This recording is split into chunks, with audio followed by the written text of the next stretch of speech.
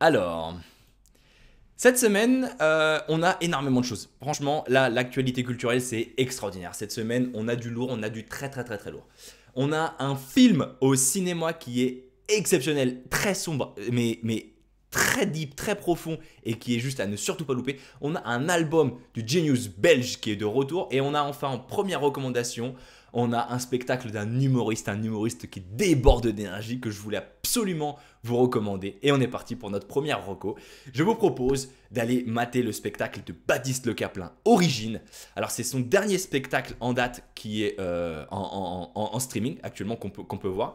Et c'est un spectacle dans lequel Baptiste nous parle de ses racines, nous parle de ses parents, de son enfance, de la relation qu'il entretient avec ses parents, la rencontre de ses deux parents, l'amour qu'il y a entre eux, la naissance difficile de Baptiste. Ils ont eu du mal à avoir leur premier enfant, leur seul enfant Baptiste. Et sa relation à lui avec les parents. Et ouais, parce que lui, quand il était jeune et quand il était en construction, eh ben, c'était un peu difficile. Alors, c'est un artiste qui vient de Basse-Normandie, Cocorico, mais d'une famille un peu du terroir. Un peu moins Cocorico, ok. Alors forcément, quand on vient du terroir bas normand, eh ben, les relations sont un peu différentes. On a des discussions à la maison qui sont pas les mêmes et une éducation qui se fait un peu plus dans la violence. Voilà, il revient sur tous les a priori et tous les clichés de Basse-Normandie et du terroir bas normand, vraiment de manière générale. Il nous parle aussi de sa vie quand il était jeune, mais pas seulement qu'avec ses parents. Il nous parle aussi de sa vie lorsqu'il était à l'école, quand il était en construction, notamment au collège, avec sa prof d'art plastique, sa prof de musique. Ça me fait rire tellement les blagues sont très drôles. Il parle de son enfance aussi, de sa timidité qu'il a beaucoup fait souffrir. Il nous dit aussi qu'il a entamé un suivi avec un psychologue déjà très tôt dans sa vie. Et moi, c'est ça que j'adore avec Baptiste, c'est que vraiment, il nous parle de choses très profondes et très difficiles à entendre, à imaginer que quelqu'un ait vécu ça, mais avec une énergie débordante. Alors, Baptiste Le Caplin, c'est le spécialiste des personnages. Il est trop bon et ça part dans tous les sens, les amis. Il a une énergie débordante et ça fait plaisir à voir. On a envie de le suivre. On a vraiment envie de rentrer dans son monde avec lui. Et honnêtement, à travers chaque personnage qu'il fait, il lâche des punchlines, les amis, de fou furieux. Franchement, le mec, il a aucune limite. Franchement, c'est un ouf. C'est un ouf, le mec, c'est un ouf. Allez les amis, on se mate tout de suite le petit trailer, un petit sketch de Baptiste Le Caplin pour prendre un peu la sauce du personnage. Let's go. Alors voilà un petit sketch de Montreux qu'on va se mater tout de suite ensemble. Let's go. Je me suis brûlé Ah, mais avec la lumière. Ça va? Bonsoir, y a des Parisiens dans la salle par applaudissement? Cool. Ah merci la Suisse, c'est quoi cette ambiance hostile que vous avez fait là? Putain, on se serait cru au Far West. On dirait que je suis rentré dans votre saloon, j'ai fait bonsoir les Suisses, y a des Parisiens? On aime pas vraiment les étrangers ici. Faites pas les malins les Suisses parce qu'on vous reconnaît facilement à Paris. C'est super facile de vous voir dans la rue à Paris les Suisses. Les Suisses, vous êtes les seuls qui répondaient aux sondages dans la rue. Et avec un, il fait salut, t'aurais 2 minutes pour un sondage? Le mec fait ouais, même le gars est surpris, il fait oh sérieux? Enfin on déconne, mais là j'ai pas une enfance facile. Je sais la transition est exactement directe, mais je vais vous dire, je m'en fous un peu. Je vais vous dire pourquoi, parce que je passe en premier dans le gala et on se souvient jamais du gars qui passe en premier. Dans 1h30 vous sortirez, vous faites c'était qui est passé en premier? Christophe Naé. Ah oui c'est vrai, c'était vachement bien. Non, j'ai eu une enfance pas très facile, j'étais très couvé par ma mère, j'ai toujours été très fan de ma mère. D'ailleurs pour vous dire, je mettais les robes de ma mère, on l'a tous fait au moins une fois. C'est ça. Vous voyez, on l'a tous fait mettre la robe de sa mère. Sauf que moi, le plus inquiétant, c'est que ma mère était devant, elle faisait mais la bleue, elle te va mieux. Et toi, la bleue de fille. J'étais très cool comme ça, à chaque fois que je me faisais mal, ma mère venait me voir et moi j'ai reproduit ça. Parce que là je suis parrain depuis pas très longtemps d'un petit enfant qui s'appelle Raphaël, qui est très mignon. Et la dernière fois je le gardais, il se cogne dans un meuble. Et pour arrêter de me faire pleurer, je dis qu'est-ce qu'il y a Raphaël? Je me suis cogné dans le meuble. Et j'ai fait ce truc très con, je dis bah viens, on va aller taper le meuble là. Allez tiens, méchant le meuble, méchant, vas-y à toi. Enculé, fils de pute, pardon, j'ai regardé Scarface. Et là après j'ai enchaîné, je voulais me faire arrêter de pleurer le pauvre. C'est un fou, sérieux. J'ai fait ce truc naze, j'ai fait attends, le souffle magique Raphaël, regarde. Ça va mieux? Attends, bisou magique. Ça va mieux? Oui. C'est complètement con, on forme la relève avec ça. Imaginez si le gosse grandit avec cette logique et qu'il devient médecin. Ok, qu'est-ce qu'on a? Il a pris un couteau dans le ventre. Oh mon dieu, je vais mourir. Écartez-vous, écartez-vous. Ça va mieux? Bah non, pas du tout. Attendez, écartez-vous. Et là, vous êtes pédé? Non, attendez. Faut taper l'objet qui vous a fait mal, écartez-vous. Non. Merde. Oups. Non, quand je vous dis que j'ai eu une enfance difficile, c'est vrai. Vous savez, moi, là, ce qu'on a vécu, là, je le vivais. Moi, j'étais le gars qui était choisi en dernier pour les équipes de foot. C'est super humiliant, les gars étaient... Oh non, putain, merde, il y a Baptiste. Bon, Baptiste, quoi? Tu vas dans les buts? C'est vrai, je fais le gardien? Non, tu fais le poteau, il manque un cartable. Qu'est-ce qu'il y a? Ma ventoline, tiens, c'est de l'hélium. Chier, vraiment. Et à l'adolescence, je pouvais pas me défendre parce que la puberté, j'ai pas connu. Pour vous dire, là, j'avais même pas de duvet, j'avais un plaid. C'était la merde. Et moi, j'ai grandi dans un petit village en Normandie, Mortain, un village de 1000 habitants. Et là-bas, je sais pas si vous faites ça en Suisse, mais on mixe les collèges et les lycées pour qu'il y ait plus de monde. Et ça, c'est une des plus grosses conneries d'éducation nationale. Parce que moi, je suis arrivé en 6e, j'avais 11 ans. Et je tombais sur des gars dans la cour qui avaient 19 ans. Les gars passaient leur bac pour la 2e fois. Il y avait des conversations sur Ice dans la cour. Les gars disaient, bah tu vois, moi je viens d'acheter une bagnole, j'ai voté Chirac, je peux te dire que c'est important. C'est important de voter, qu'est-ce que t'en penses toi? J'ai un poney, il s'appelle Cracotte. Ouais.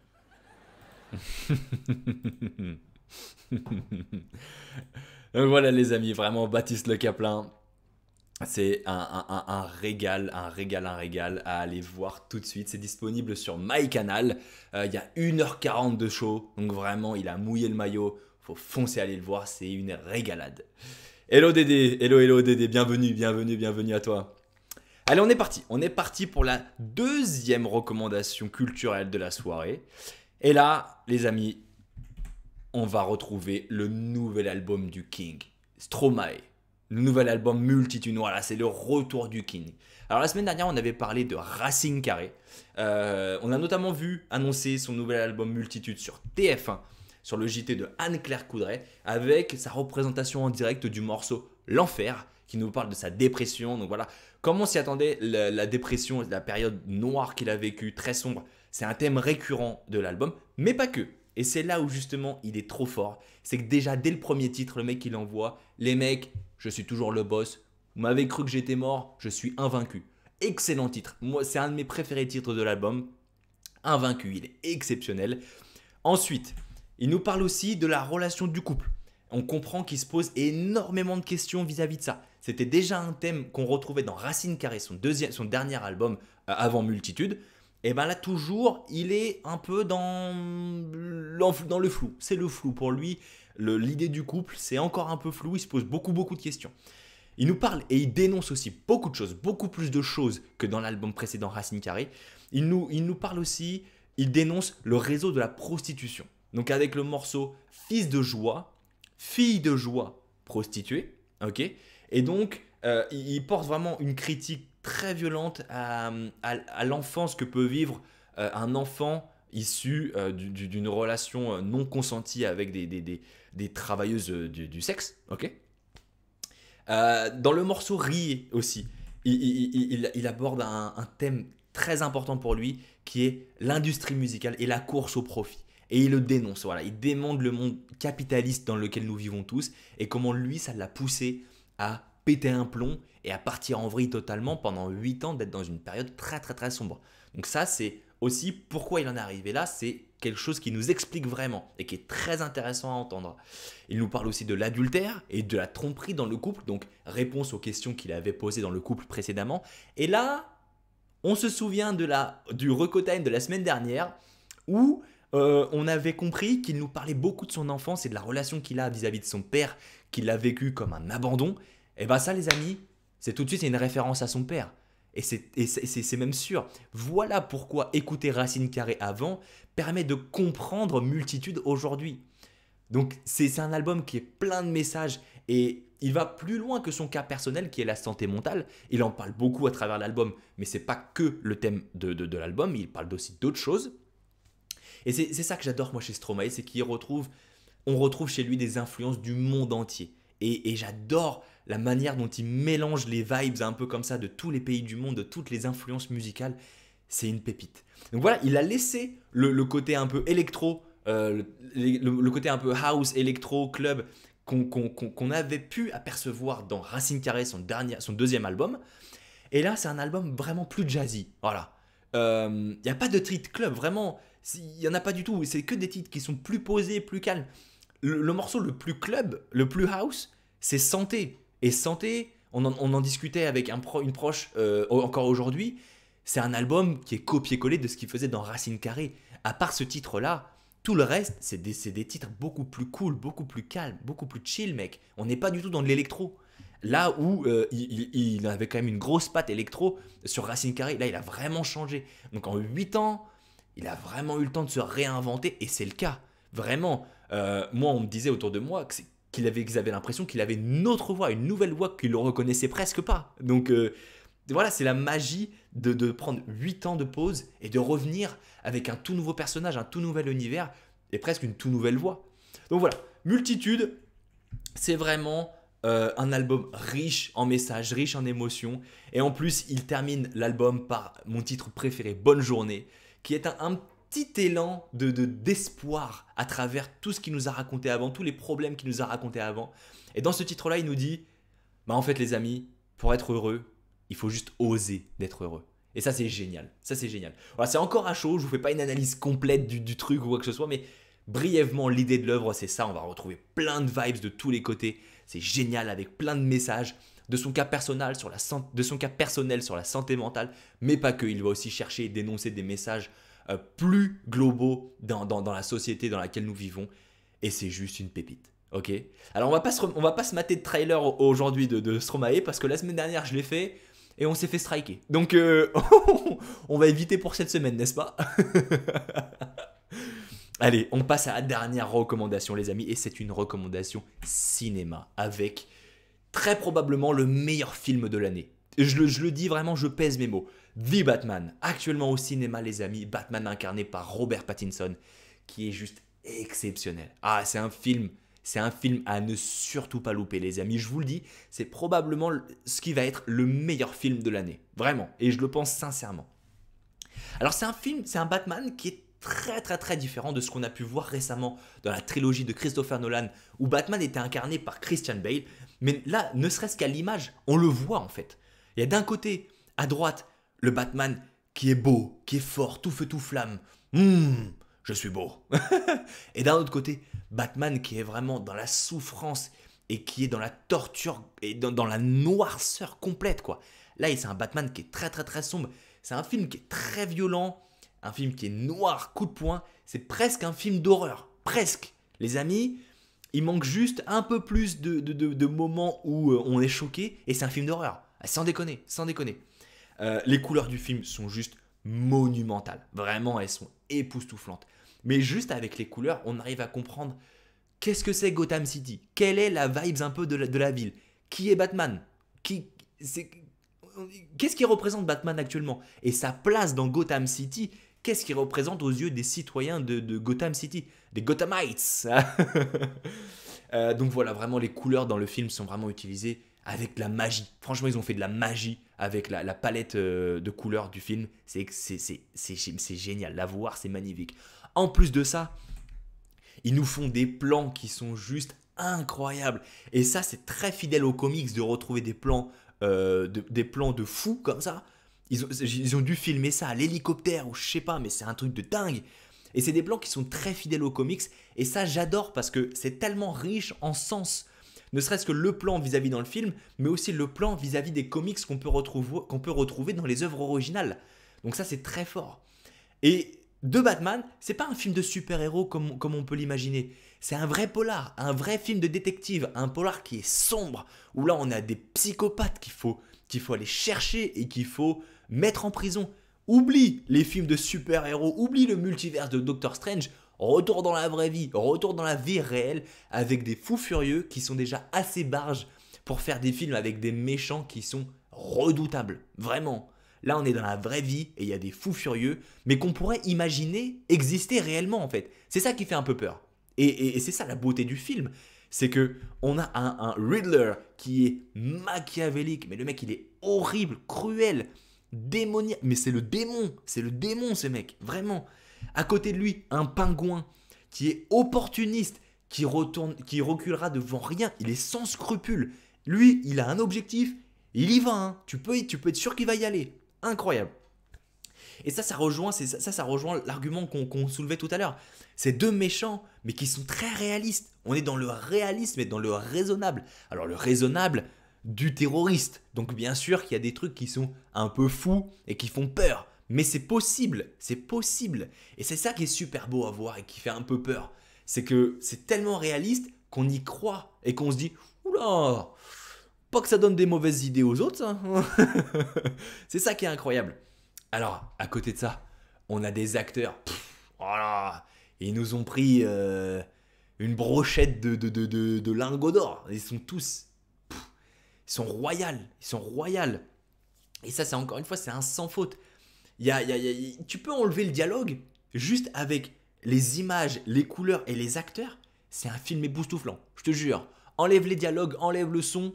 Peut-être pas le son parce que les musiques ont une place incroyable dans le film. Enlève les dialogues, mais ça reste quand même un film époustouflant. Je te jure, c'est incroyable. Mais avant tout, ce que je disais, c'est ça. C'est l'intrigue du film. C'est un film de Batman, ok? Fais pas le fou. Fais pas le fou, mon pote. C'est un film de Batman. Et ici, on a une intrigue qui est trop belle. Et c'est ça, en fait. C'est ça, parce que l'intrigue, elle est vraie. Et c'est ça qu'on aime bien, parce que les personnages, ils sont vrais, mais l'histoire, elle est vraie aussi. Tout est plausible. On nous sort pas une histoire de truc, on va chercher une bague magique, un truc. Non, là, on voit un vrai Batman qui souffre, qui est en difficulté. Et ce que j'ai aimé, c'est qu'on le voit énormément à l'écran. Et ça, c'est un risque. Ça, c'est un gros risque, parce que de le voir trop, bah du coup, la moindre petite erreur, on va s'en souvenir. Alors, sur 3 heures de film, Robert Pattinson, voilà. Moi j'ai quelques petites scènes qui me gênent un petit peu, mais on lui pardonne parce que la performance est telle que c'est incroyable de tenir le personnage aussi bien, aussi longtemps. C'est époustouflant, parce qu'on voit un Batman vraiment dans son intimité. On voit quand il enfile son costume, quand il se maquille. Vous voyez là, vous pouvez voir le noir autour des yeux. On le voit prendre des coups, on le voit se construire son nom, sa réputation.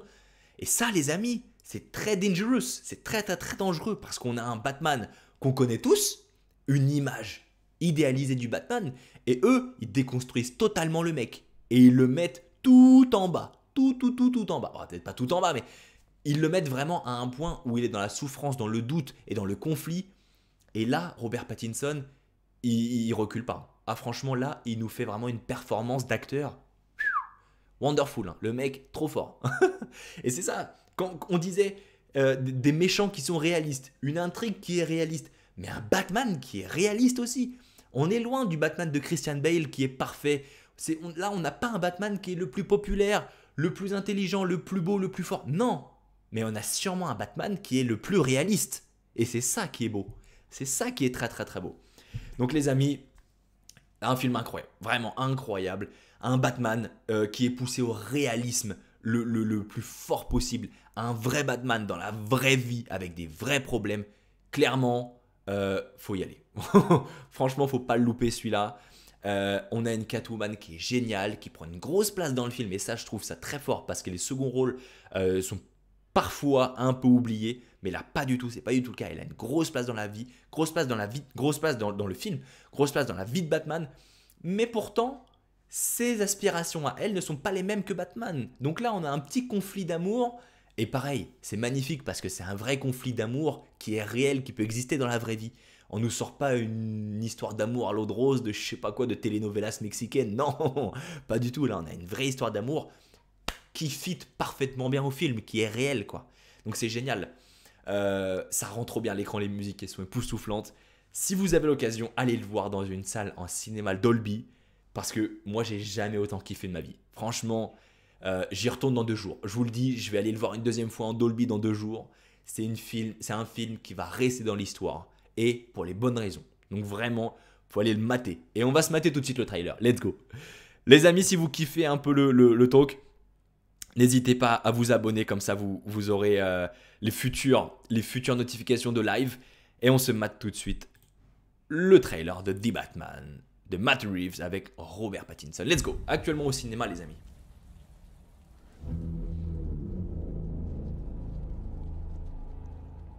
Vous voyez à quel point on est sombre. C'est...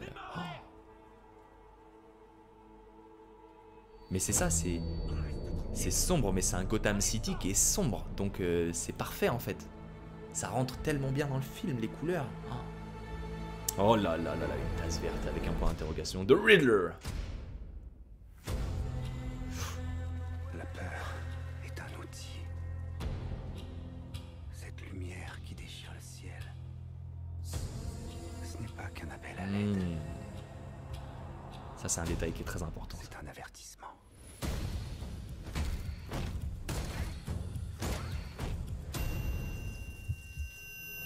Vous voyez qu'il n'est pas le plus fort, hein. Il se prend des coups.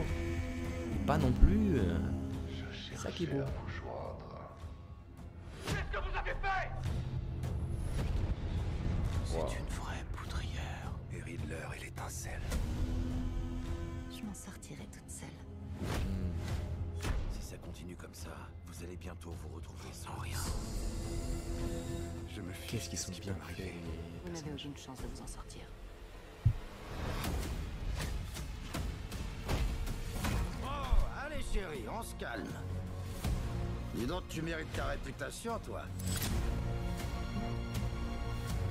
On n'est peut-être pas si différents. Qui êtes-vous là-dessous?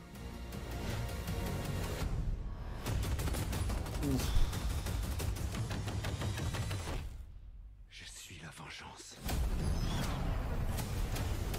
La Batmobile, elle est tellement folle, elle est tellement folle. Qui erre sur terre et fend les airs pour mordre la poussière? C'est ça. Toi. Seigneur Dieu. Là, je t'ai bien eu. Je t'ai bien eu.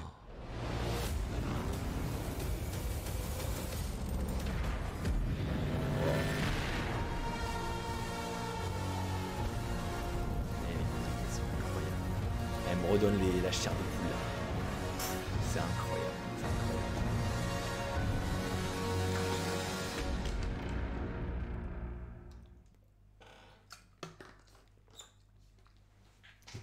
Les amis de Batman, actuellement au cinéma, vraiment un film à pas louper. Ça, c'est une pépite comme il se fait très rare. Allez, c'est parti les amis. On passe à notre troisième partie